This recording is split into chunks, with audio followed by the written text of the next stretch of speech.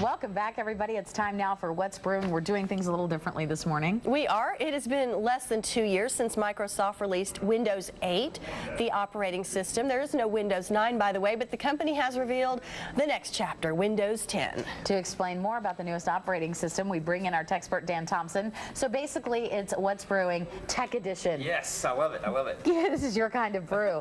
Good morning, Dan. Thanks for being here. Let's talk about the new operating system for Windows 10. Yes. So Microsoft is releasing the new operating system, and basically, what it is, it's the improvements for the desktop that we've all kind of been complaining about. So the one major complaint about Windows 8 was it had this start bar that took up the entire screen, right? And people just didn't like it. It was a very sensical idea for touch screens, but if you're still using a mouse and keyboard, it didn't make a lot of sense. And we're creatures of habit, too. Yeah, exactly, right. So with Windows 10, they have gone back to the more traditional style start menu that you saw in Windows 7 and earlier, with some tweaks and updates. If you like the full screen start menu, you can still do that, but the nice thing is it's totally customizable. You can make it however you want to.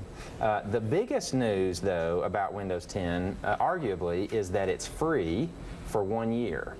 So if you're a home user and you have Windows 7, Windows 8, or Windows 8.1, you can upgrade to Windows 10 for free.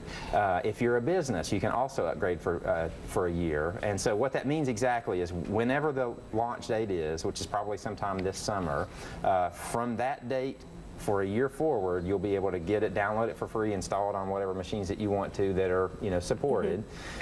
If you're a business, man, this is a wonderful time to upgrade. This can save you a tremendous amount of money.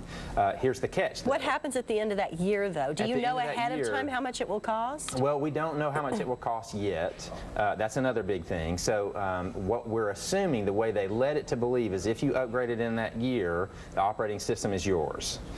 If you wait until after that year, you'll have to buy it. Another big conversation. And it's $1,000. Hopefully not. It'll probably be around, around $200, $100. Yeah. That seems to be where they've been lately. But they also had a lot of time spent on talking about Windows as a service, which means it's a monthly fee. They started doing this with their Office product, with Office 2013. So you can either buy it as a one-time fee, or you can pay a monthly fee and you get free upgrades forever. So you never have to buy Office again, but you're continually paying for it as you use it. So very interesting idea for an operating system. No one has tried this yet. It'll be interesting to see how they pull it off. But for businesses, this can really make sense because the upgrade, the cost of upgrading and all that is generally pretty tremendous. The hassle is generally pretty tremendous. Microsoft seems to be on board with this sort of new programming method, which is that it allows you to make a program that works on phones, tablets, and PCs, and seems to be able to upgrade better with the operating system underneath. We'll have to see how all that plays out. Do you think that they're doing this promotion, this 1 year free, to kind of compete with Apple, to maybe get people to go to them if they're on the fence? I do think so. I do think it's a competition move, but also people are traditionally very slow about upgrading. There's lots of people out there who unfortunately are still using Windows XP. They should get off that immediately. It's no longer supported. But then there's tons and tons of Windows 7 machines out there, and we really need to come along. And if Microsoft makes it free, well, now there's one less excuse that you have to keep you from upgrading. I think I still have Microsoft. I think I still have XP. Yeah, it's time to upgrade, Abby.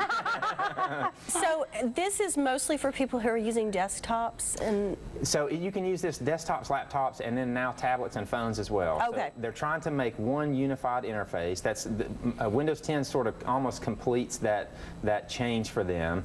So they want a unified experience, not the same experience, but a similar experience across all devices, so that if you pick up a Windows phone and you're used to using Windows Desktop, it'll feel very familiar. So that's what they're aiming for with this OS. Also, a couple of other new features, Cortana. So if you're used to using Siri in the Apple world, Cortana is sort of a supercharged version of that. I've seen some ads for that, I believe, previewing it. What are these names? I know. I don't know where they get this from. But I don't know if you saw the movie Her, where the guy falls in love with his computer. So, maybe that could happen now. Cortana. Cortana. I mean, So she's their version of Siri. she is their version of Siri, yeah. So what's interesting about her, though, is that she's connected into Bing. So what people are searching, what the most popular things on the internet today, she will be aware of. So as you're talking to her, she already has this context of what's going on the internet, so she can preemptively guess what you're about to ask. It's pretty freaky.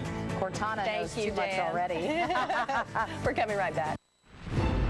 Game day.